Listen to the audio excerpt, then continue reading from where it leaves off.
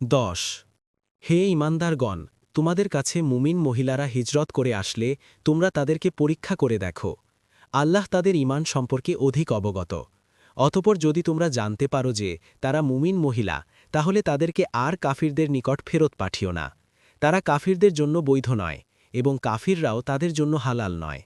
তারা যা ব্যয় করেছে তা তাদেরকে ফিরিয়ে দাও।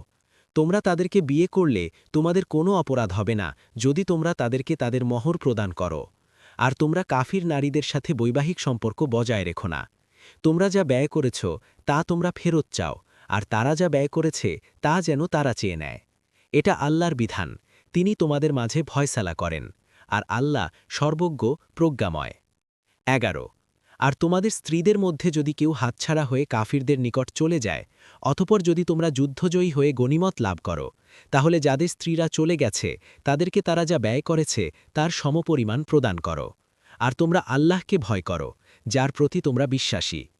12 হে নবী, যখন মুমিন নারীরা তোমার কাছে এসে এই মর্মে বাইয়াত করে যে তারা আল্লাহর সাথে কোনো কিছু শরিক করবে না, চুরি করবে না, ব্যভিচার করবে না, নিজেদের সন্তানদেরকে হত্যা করবে না, তারা জেনে শুনে কোনো অপবাদ রচনা করে রটাবে না,